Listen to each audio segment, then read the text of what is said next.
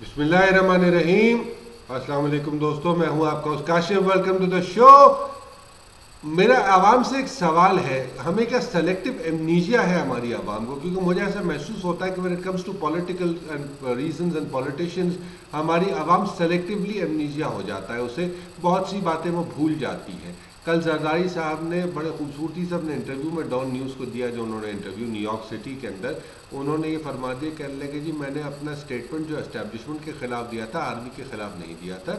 और जो army chief की 3 साल मुद्दत मुलाजमत का उन्होंने जिक्र किया था, वो तो ऐसी बिला वास्ता हो गया होगा, बेवजह मीडिया ने साथ में उनकी आवाज़ टैप करके लगा दी होगी, ऐसे इंप्रेशन उन्होंने दिया।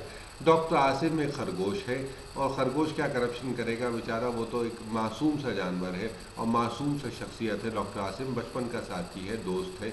उज़ैर बलोच से अगेन उनका पीपल्स पार्टी का बकौल उनके कोई लिंक नहीं रहा है, और ये सब अफवाहें हैं। और हमने डेमोक्रेसी के लिए, वो कहते हैं, कहने लगे मैंने 27 साल की ज़िंदगी में से अपने 12 साल, 27 साल पॉलिटिकल करियर में से 12 साल मैंने जेल में गुजारे हैं। इस बात का तो मैं भी कायल हूँ कि 12 साल क्या 12 दिन जेल में गुजारना एक आम आदमी के लिए तो यकीनन अज़ाब ज़िंदगी है। जरदारी साहब के लिए वो कैसा रहा सफ़र, बहरहाल तकलीफ दे यकीनन होगा, और उस बात की मैं ताज़ीम करता हूँ। Coming to the point is कि हमारी आवाम ये बात क्यों भूल जाती है कि ये वही करप्ट सियासतदान हैं जो इस्टेब्लिशमेंट की, कभी जुडिशरी की, कभी किसी की लॉन्ड्री से होते हुए अपने आप को धुल के साफ करके सामने ले आते हैं। कभी सऊदी अरब इनका गारंटर बन जाता है, कभी यूएई बन जाता है, कभी ईरान बन जाता है, कभी यूएसए से इनको मैनिपुलेशन मिल जाती है। और नतीजा ये होता है कि सारे के सारे लोग दूध के धुले बनकर एक बार फिर हुक्मरान बन जाते हैं। हमारी आवाम क्या एक्चुअली याददाश्त खो चुकी है?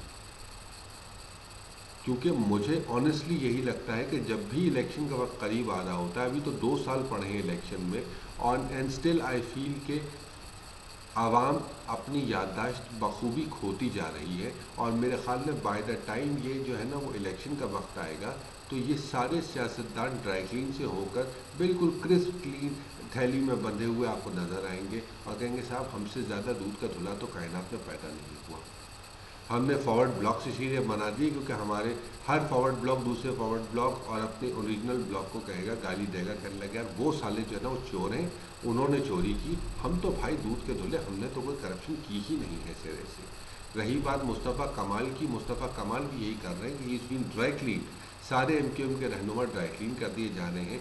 अल्ताफ़ हुसैन साहब अगर दुनिया फ़ानी से कूच कर गए, क्योंकि अल्टीमेटली बहरहाल दुनिया से सबको जानना है, लेकिन अगर दुनिया फ़ानी से वो जल्द कूच कर गए तो सारा का सारा इल्ज़ाम, सारा का सारा बहतान, सारी की सारी करप्शन जो एमक्यूएम के गले में बंधी हुई है, वो सारी की सारी उनके साथ तदफीन हो जाएगी और एमक्यूएम एक बार फिर धुल धुला के ड्राई क्लीन होकर साफ सामने आएगी। अल्लाह साहब हम तो बड़ी अमन पसंद जमात हैं, हमारे पास तो टेररिज्म छोड़ें आप, हमने तो आज तक किसी चिड़िया को नहीं मारा।